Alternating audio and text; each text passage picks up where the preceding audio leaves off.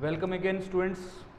मैं संदीप बागला PGT physics welcome करता हूं आपका जीनियस पब्लिक स्कूल पीलीबंगा की ओर से। आज अपन अपने यूनिट एंड डायमेंशन के टॉपिक को कंटिन्यू करेंगे, दोबारा उसको पढ़ेंगे।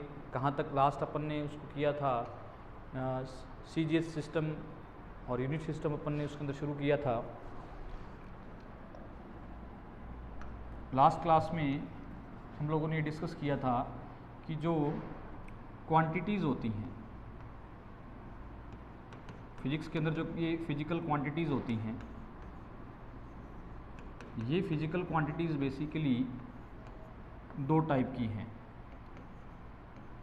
मैंने बताया था एक होती हैं बेसिक, जिसका एक और नाम होता है fundamental quantities,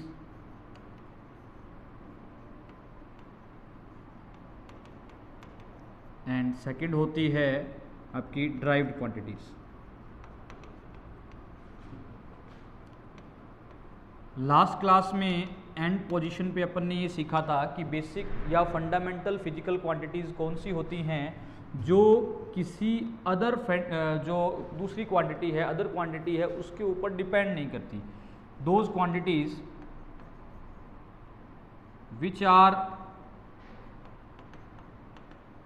which does not, लिख सकते हैं, which does not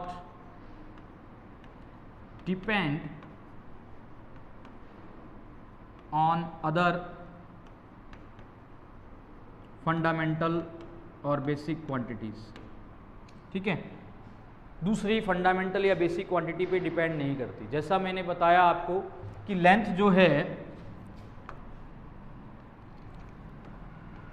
है ये टाइम पे डिपेंड नहीं करेगी। टाइम जो है ये लेंथ पे डिपेंड नहीं करेगा, या मास जो है ये टाइम और लेंथ के दोनों के ऊपर डिपेंड नहीं करेगा। ठीक है, मीन्स दैट इनकी आप डेफिनेशन से सीख लीजिए। इनकी सिंपल डेफिनेशन है जिसमें मास का लेंथ और टाइम से कोई लेना देना नहीं है, टाइम का जो है लेंथ और मास से कोई लेना देना नहीं है, लेंथ का मास और टाइम से कोई लेना देना नहीं है।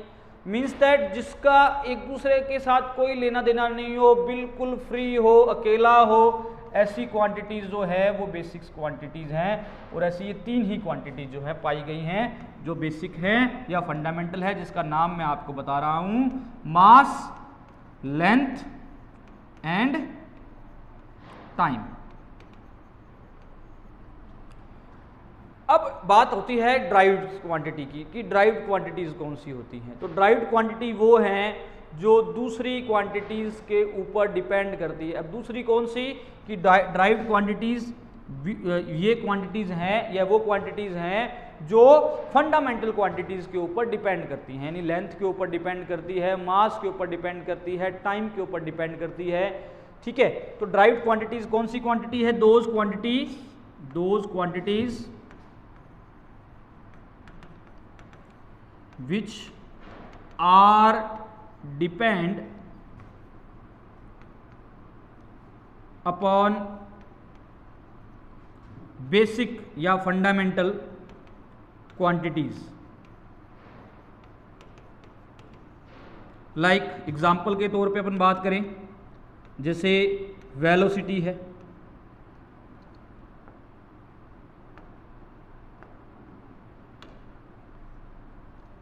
एग्जाम्पल के तौर पे अपन बात कर रहे थे कि जैसे वेलोसिटी है, एक्सेलरेशन है, वेट है, बहुत सारी हैं। ये जो सारी क्वांटिटीज़ हैं ये क्वांटिटीज़ आपकी ड्राइव्ड क्वांटिटीज़ हैं। देखिए कैसे, फॉर एग्जांपल आपको मैं बताता हूँ। इसको आप एक बार नोट करना चाहें नोट कर सकते हैं, स्क्रीनशॉट लेना चाहें स्क्रीनशॉट ले सकते हैं, फिर इसको मैं आपको समझाता हूँ कैसे। स्टार्ट करें। अब देखिए, मैंने आपको बोला कि वेलोसिटी जो है ये एक ड्राइव्ड क्वांटिटीज है। इसका फॉर्मूला क्या होता है। देखो आप किसी क्वांटिटीज़ को पता करना है कि ये ड्राइव्ड है या फंडामेंटल है, आप उसके फॉर्मूला पे जाइए। जैसे कि वेलोसिटी में मैं उसके फॉर्मूला पे जा रहा हूँ, तो वेलोसिटी का फॉर्मूला हो गया डिस्प्लेसमेंट डिवाइड बाय टाइम। अब डिस्प्लेसमेंट एक तरह का लेंथ है बेटा, चाहे वो शॉर्ट पाथ है तो लेंथ है। तो ये वेलोसिटी देखिए, वेलोसिटी आपका जो डिपेंड कर रहा है वो लेंथ पे भी डिपेंड कर रहा है और वो आपके टाइम पे भी डिपेंड कर रहा है, ठीक है ना। वेलोसिटी जो आपका है वो लेंथ पे भी यानी डिस्प्लेसमेंट पे डिपेंड कर रहा है, टाइम पे डिपेंड कर रहा है। अभी लेंथ और टाइम जो है ये दोनों है क्या, ये बेसिक है, ये इनके ऊपर डिपेंड कर रहा है। तो जो बेसिक पे डिपेंड करे वो कौन सी क्वांटिटीज, अभी बताया मैंने आपको, वो कौन सी क्वांटिटी, वो derived quantities.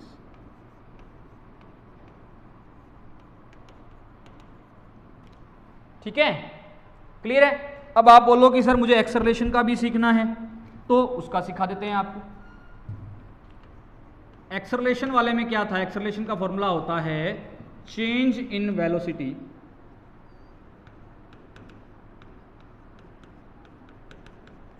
Divide by time. अब एक चीज़ तो ये आ गई कि ये टाइम पे डिपेंड कर रहा है, लेकिन वेलोसिटी पे डिपेंड कर रहा है सर, तो भाई वेलोसिटी खुद ड्राइव है, और ये खुद ड्राइव किससे बना हुआ है, अगर इसको मैं लिखना चाहूँगा तो ये खुद किससे बना हुआ है, यानी इसको अगर मैं v लिखूँ, इसको मैं t लिखूँ, तो एक्सेलरेशन हो गया चेंज इन वेलोसिटी, यानी वेलोसिटी का फॉर्मूला हो गया डिस्प्लेसमेंट यानी x बाई टी, और टाइम नीचे पहले से है तो x बाई टी स्क्वायर हो गया।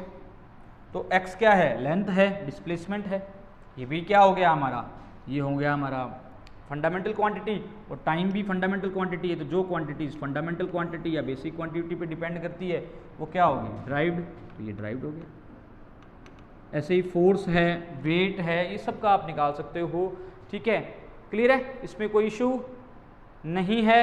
कोई इशू है तो बताओ, हाँ ना बोलो, डन है, कोई इशू नहीं है। अब आगे बात करते हैं।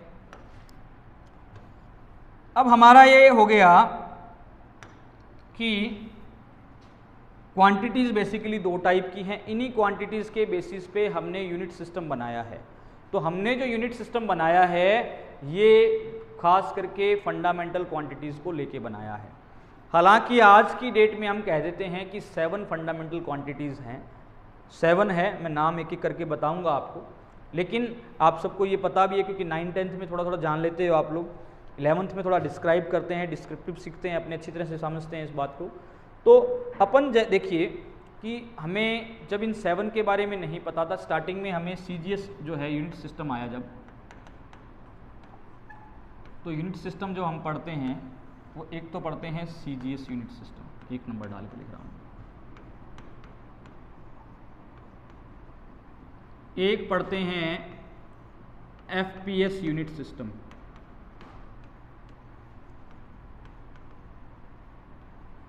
एक पढ़ते हैं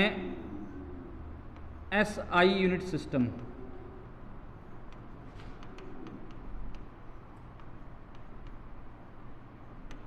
एक पढ़ते हैं SI, 2 मिनट बाद में लिख के लिखते हैं, पहले MKS लिखते हैं, एक पढ़ते हैं MKS यूनिट सिस्टम, और जो लास्ट में आया 4 नंबर उसको हम बोलते हैं SI यूनिट सिस्टम। आज तक की डेट में हम ये 4 यूनिट सिस्टम पढ़ते हैं, CGS,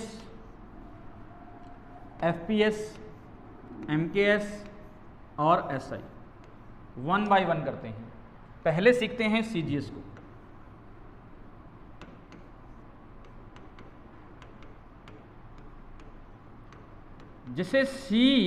जिसे लेना तो हमें 3 ही को है इसमें, C for centimetre, last class में ये पढ़ा था हम लोगों ने, G फॉर ग्राम और S फॉर सेकेंड। सेंटीमीटर जो है ये लेंथ के लिए यूनिट है,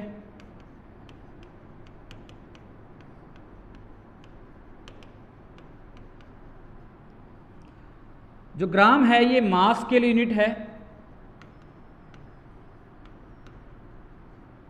और टाइम जो है उसके लिए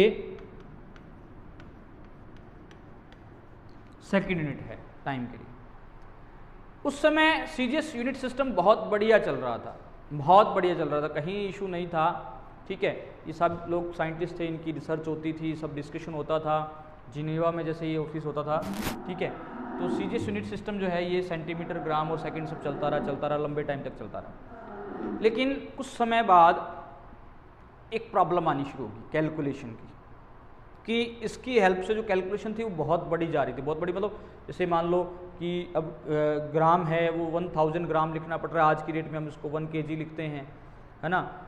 लेंथ जो है उसको हम अभी आज की डेट में 1 मीटर लिखते हैं, उसको 100 सेंटीमीटर लिखना पड़ रहा है, तो वो कैलकुलेशन टफ होती जा रही थी। ठीक है, उस कैलकुलेशन को टफ होने से बचाने के लिए बाद में MKS यूनिट सिस्टम आया, लेकिन वो बाद में आया। तो इस सीजीएस यूनिट सिस्टम के पैरेलल एक और यूनिट सिस्टम आया, इसी के पैरेलल आप नोट कर सकते हैं।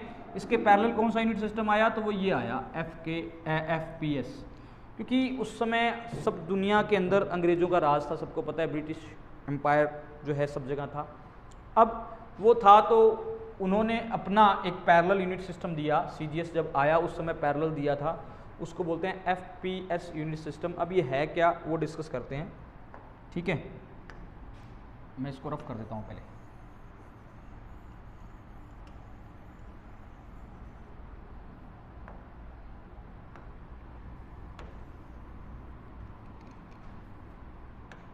FPS यूनिट सिस्टम,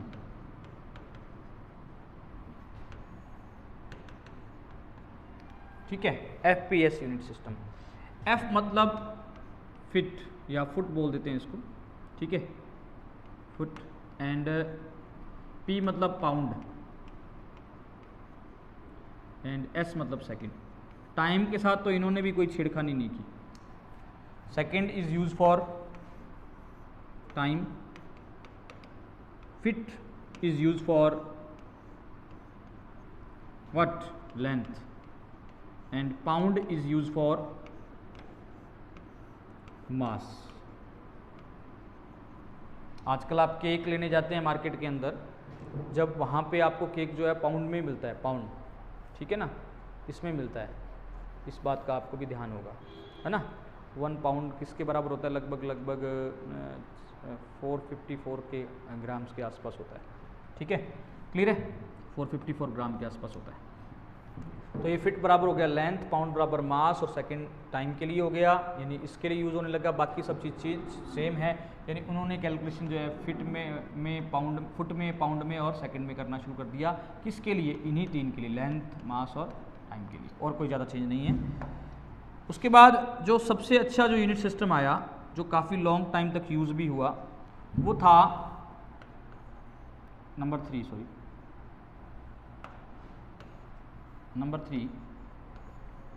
MKS, जो लॉन्ग टर्म तक यूज़ हुआ।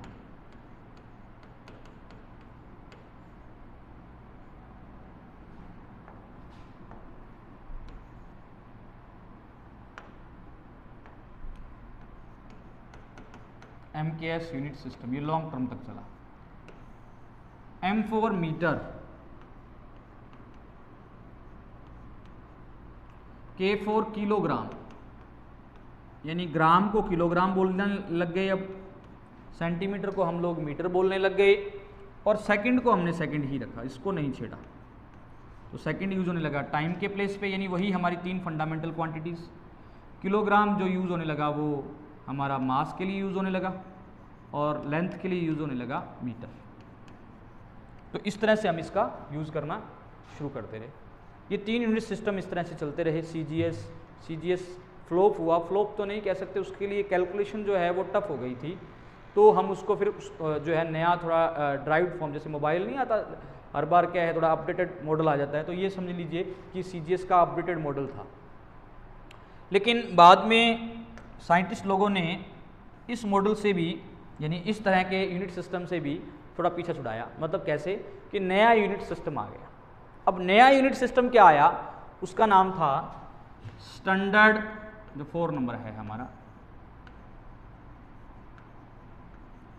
इंटरनेशनल यूनिट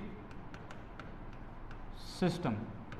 मैं आपको इसलिए बहुत स्लो पढ़ा रहा हूँ क्योंकि अपन सिर्फ स्टार्टिंग के लेक्चर्स में हैं, और अगर अपन धीरे धीरे जो है हमारे लेक्चर्स को लगाते रहेंगे, इंटरेस्ट दिखाते रहेंगे, तो अपन इस स्लो वर्जन को थोड़ा अच्छा और बढ़िया तरीके से कर सकते हैं। तो बहुत बेसिक्स तरीके से अपन इसको स्टडी कर रहे हैं।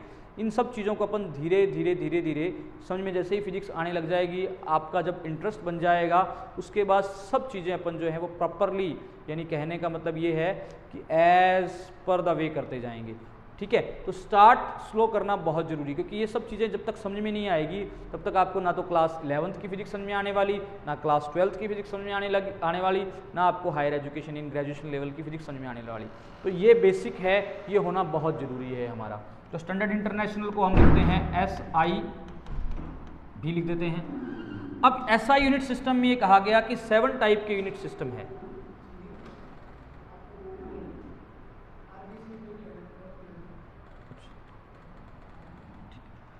तो स्टैंडर्ड इंटरनेशनल यूनिट सिस्टम जो है ये, इसमें 7 जो है बेसिक, ठीक है, यानी 7 क्वांटिटीज़ को इसके अंदर समझाया गया। 7 बेसिक क्वांटिटीज़ ली गई। कौन कौन सी थी? फर्स्ट है, second, third, fourth, fifth, sixth, seventh, 7 जो ये क्वांटिटीज़ ली गई। ठीक है, फर्स्ट जो वही फर्स्ट तो अपनी थी मास, सेकंड लेंथ, थर्ड टाइम। ठीक है, मास, लेंथ, टाइम हो गया। फोर्थ इसके अंदर था इलेक्ट्रिक करंट। 3 तो पुराने वाली हैं ये, लेकिन 4 और नहीं बताई गई कि ये 4 और हैं फंडामेंटल या बेसिक क्वांटिटीज़, जिसको SI के अंदर बताया गया। ठीक है, इलेक्ट्रिक करंट हो गया। उसके बाद टेम्परेचर की बताई गई हमें, क्या टेम्परेचर की तो बताई गई केल्विन। इलेक्ट्रिक करंट का बताया गया एम्पियर। टाइम का बताया गया सेकेंड। लेंथ का बताया गया मीटर। मास का बताया गया किलोग्राम। ठीक है, इसके अलावा एक होती है ल्यूमिनस इंटेंसिटी।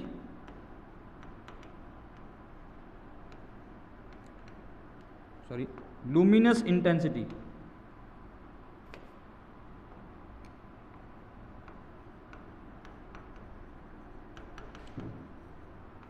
इसकी होती है कैंडेला, कैपिटल C स्मॉल में D। लास्ट होती है क्वांटिटी ऑफ मैटर या क्वांटिटीज ऑफ मैटर लिख सकते हो आप। इसकी होती है मोल, इसको लिखते हैं कैपिटल MOL।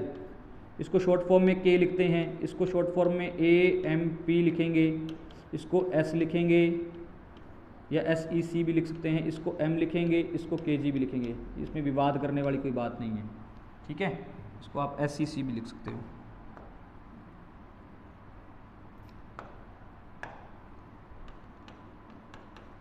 तो इस तरह से ये जो है 7, यानी 3 तो पुरानी ही है, 4 नई और ले लीजिए। इलेक्ट्रिक करंट, टेम्परेचर और luminous intensity, quantities of matter, इसको मोल में लिखते हैं। ठीक है, ये आज हमने जो है यूनिट सिस्टम कितने टाइप का होता है ना, टाइप ऑफ यूनिट सिस्टम जो है वो कवर अप कर लिया। टाइप ऑफ क्वांटिटीज़ जो है फिजिकल क्वांटिटीज़ हैं 2 टाइप की हैं, वो कवर अप कर लिया, बेसिक या फंडामेंटल, और दूसरी ड्राइव्ड। ठीक है, अब नेक्स्ट क्लास में हम सीखेंगे कि जो ये ड्राइव्ड फंडामेंटल क्वांटिटीज़ हैं, ठीक है, ये कौन कौन सी हैं, इनके फॉर्मूला पढ़ेंगे। ठीक है, क्लियर है। और इसके साथ कुछ नई चीज़ें और, जैसे प्रीफिक्स क्या होता है, ये सब चीज़ें जो है अगली आने वाली 3-4 क्लासेस के अंदर धीरे धीरे ये सब चीज़ें कंप्लीट करने वाले हैं। तो उम्मीद है आपको अच्छी तरह से समझ में आ रहा होगा। यूनिट एंड डायमेंशन का ये सेकंड लेक्चर था। Thank you very much, bye bye.